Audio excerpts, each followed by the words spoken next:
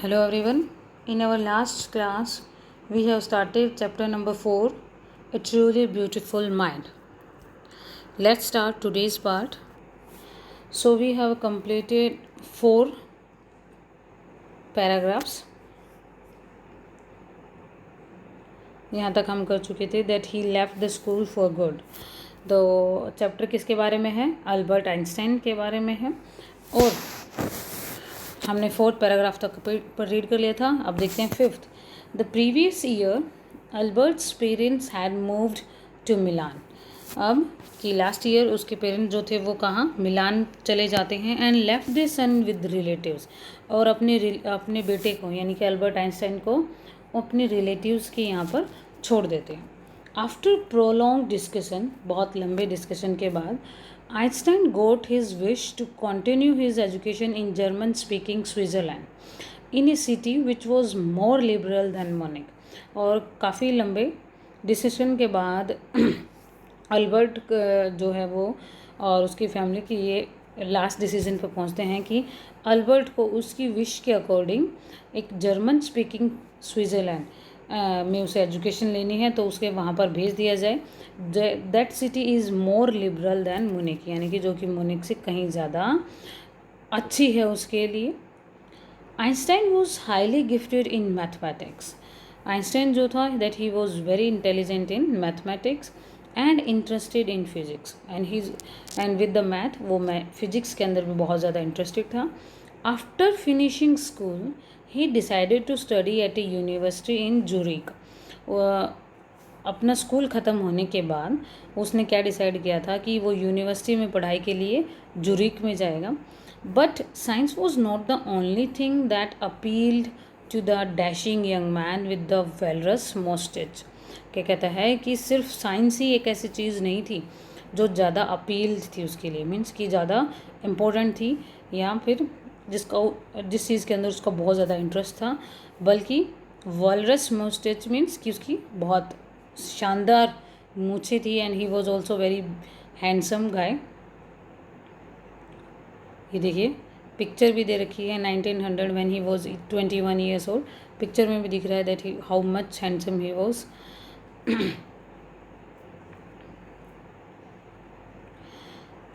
He also felt a special interest in a fellow student, Mileva Maric. एक उसकी friend students थी उसके साथ में, यानी कि उसकी हर नेम वॉज मिलीविया मैरिक. उसके साथ ये स्टडी करती थी girl. whom he found to be a clever creature. जो कि उसको कैसी लगती थी कि जो मिलीविया जो है वो एक क्लेवर क्रिएचर यानी कि बहुत ज़्यादा चालाक है वो. This young Shab had come to Switzerland because the university in Zurich was one of the few in Europe where women could get degrees. और वहाँ पर क्यों आई थी? क्योंकि जुरिक जो थी वो उन यूनिवर्सिटीज़ में से थी यूरोप में जहाँ पर वुमेन जो थी कोई वो डिग्रीज़ ले सकती थी, यानी कि एडमिशन ले सकती थी, अपनी स्टडी कर सकती थी. Einstein saw in her N एले अगेंस्ट द फिलिस्टाइंस.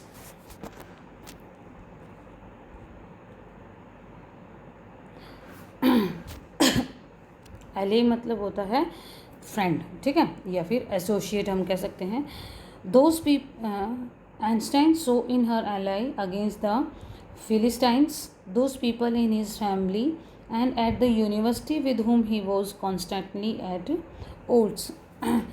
आइंस्टाइन ने मिलीविया को कहाँ देखा था? उसके किसी फ्रेंड्स के या यहाँ पर उसे देखा था. The couple fail in love. और धीरे धीरे जब दोनों यूनिवर्सिटी में एक साथ पढ़ने लगे, एक दूसरे से मिलने लगे, तो दोनों एक दूसरे को पसंद करने लगे. Letters survive in which they put their affection into words. और एक दूसरे को वो लेटर भेजने लगे थे. Mixing science with the tenderness. और उन लेटर्स में भी वो साइंस की लैंग्वेज में ही बात करते थे. तो मिक्सिंग साइंस विद टेंडरनेस का मतलब क्या है कि साइंस की लैंग्वेज को मिक्स कर देते थे उसके अंदर वो. Wrote Einstein, how happy and proud I shall be when we both have brought our work on relativity to a victorious conclusion. Einstein ने एक बार मिलेविया को लेटर भी लिखा था, उसमें क्या लिखा कि कितना ज़्यादा वो हैप्पी और प्राउड होगा उस टाइम पर जब दोनों वो मिलकर जो अपना जो काम है यानी कि जो रिलेटिविटी है उसको एक विक्टोरियस कंक्लूजन पर लेकर आएंगे, ठीक है, यानी कि जब उनकी जीत होगी। In 1900 at the age of 21 Albert Einstein was a university graduate. जब वो 21 का हुआ था तो उसने ग्रेजुएशन कर चुका था एंड अनएम्प्लॉयड, लेकिन स्टिल ही वॉज अनएम्प्लॉयड, उसके पास कोई जॉब नहीं थी। He worked as a teaching assistant, give private lessons and finally secured a job in 1902। कि भाई जब तक उसकी जॉब नहीं लगी थी तब तक वो एज ए टीचर काम कर रहा था, प्राइवेट लेसन्स का मतलब प्राइवेट ट्यूशन वो पढ़ाता था, और फाइनली उसको 1902 के अंदर एक जॉब मिल जाती है as a technical expert in the patent office in Bern के अंदर एज ए पेटेंट ऑफिस उसको एज ए टेक्निकल एक्सपर्ट उसको जॉब मिल जाती है। While he was supposed to be assessing other people's inventions, और जहाँ पर उसको क्या काम करना था, दूसरे लोगों की इन्वेंशंस, दूसरे लोगों की जो खोज थी उनको असेस करना था, उनको जज करना था, देखना था। Einstein was actually developing his own ideas in secret, और इन सीक्रेट मीन्स कि सबसे छुप छुप कर वो अपने खुद के ही आइडियाज़ डेवलप कर रहा था, यानी कि वो खुद की ही कोई इन्वेंशन वो कर रहा था। He is said to have jokingly called his desk drawer at the work Bureau of Theoretical Physics, और मजाक में वो अपना जो उसका जो डेस्क था, तो जो सिटिंग जिस पर वो बैठकर वो काम करता था उसको वो क्या भी बुलाता है, ब्यूरो ऑफ थियोरेटिकल फिजिक्स भी बुलाता है।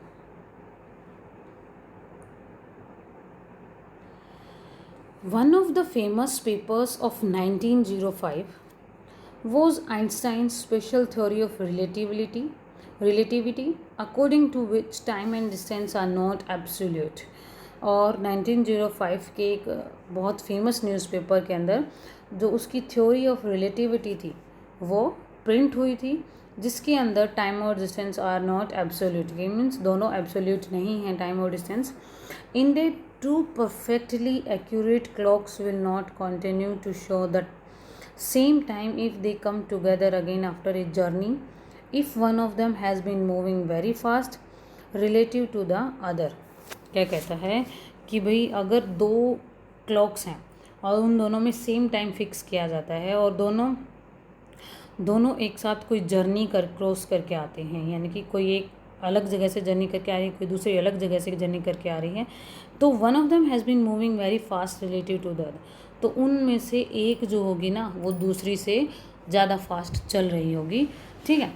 From this followed the world's most famous formula which describes the relationship between mass and energy, और इसी के बेस पर ही हमारे वर्ल्ड में जो फेमस फार्मूला है किस चीज़ का भी, मास और एनर्जी का, यानी कि E=mc², ये फार्मूला यहाँ से बनकर तैयार हुआ इसी इन्वेंशन के ऊपर उसका। आगे देखिए, ये फार्मूला के अंदर बताया गया है कि that in this mathematical equation E stands for energy, E का मतलब क्या है, energy, M for the mass and C for the speed of the light in A vacuum. किसी वैक्यूम के अंदर लाइट की स्पीड के लिए किसको C को यूज़ किया गया है। When you sit with a nice girl for 2 hours, it seems like 2 minutes। क्या कहता है कि जब आप किसी अच्छी सी लड़की के पास बैठे हुए हो तो 2 घंटे भी कैसे लगते हैं भाई, जैसे 2 मिनट हो। When you sit on a hot stove for 2 minutes, it seems like 2 hours। लेकिन अगर आपको किसी हॉट स्टोव के ऊपर यानी कि किसी गैस के ऊपर यानी आग पर बिठा दिया जाए तो 2 मिनट भी आपको कैसे लगेंगे, 2 घंटे के बराबर। That's relativity. और क्या कहता है एल्बर्ट आइंस्टाइन, यही रिलेटिविटी की थ्योरी है।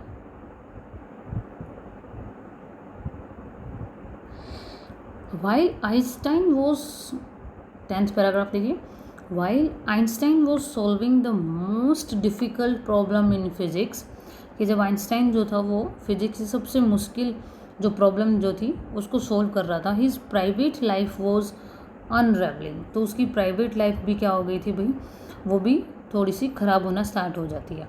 Albert had wanted to marry Mileva right after finishing his studies.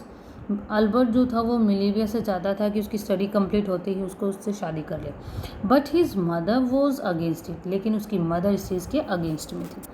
She thought Mileva who was 3 years older than her son, जो कि उसको क्या लगता था उसकी मदर को कि मिलीविया जो है वो 3 साल उसके बेटे से बड़ी है, and was too old for him, तो इस वजह से वो उसके बेटे के लिए बहुत ज़्यादा बड़ी है, यानी कि उससे बूढ़ी लगती थी उसकी मॉम को। She was also bothered by Mileva's intelligence, इसके साथ साथ वो मिलीविया की इंटेलिजेंसी से भी बहुत ज़्यादा परेशान थी। She is a book like you, वो क्या कहती है उससे, आइंस्टाइन से वो कहती थी कि भाई मिलीविया भी तुम्हारी तरह एक बुक ही है, जैसे तुम भी एक किताबी कीड़ा हो वो भी किताबी कीड़ा ही है। His mother said Einstein put the wedding of, और आइंस्टाइन इस बेस पर, इस बात पर उसकी मदर की वजह से इस वेडिंग को कैंसिल कर देता है, यानी कि वो मिलीविया से शादी नहीं करता है।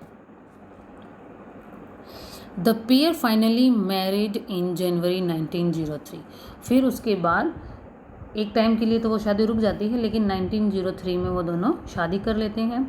एंड हैड 2 sons, और उनके 2 बच्चे होते हैं, 2 लड़के होते हैं। After a few years later the marriage flattered, लेकिन कुछ साल के बाद ही जो मैरिज जो थी वो फ्लैटर्ड का मतलब कमज़ोर पड़ जाना, यानी कि जो शादी जो थी वो नहीं चल पाती है ज़्यादा दिन। Mileva meanwhile was losing her intellectual ambition, Mileva जो थी भाई वो भी क्या थी, एक किताबी कीड़ा थी एक तरीके से, उसका भी स्टडी में बहुत ज़्यादा इंटरेस्ट था, तो उसको भी क्या लगने लग जाता है कि भाई शादी की वजह से जो उसका एम्बिशन था लाइफ का वो क्या हो रहा था, वो ख़राब होता जा रहा था। And becoming unhappy housewife, and because of this वो एक अनहैप्पी हाउसवाइफ बन जाती है, मीन्स कि वो थोड़ा दुखी रहना स्टार्ट हो जाती है। After years of constant fighting, और काफ़ी सालों तक दोनों लगातार फाइट करते रहते हैं। द कपल फाइनली डाइवोर्स्ड इन 1919, तो 1919 के अंदर दोनों डाइवोर्स ले लेते हैं, तलाक ले लेते हैं। Einstein married his cousin Elsa the same year, और उसी साल जिस साल उनका डाइवोर्स होता है उसी साल वो अपनी कज़न एलिजा से मैरिज कर लेते हैं। सो आप यहाँ तक अपने आप से रीड कीजिए। The next part we will do in the next video. Till then, stay home, stay safe, and stay learning.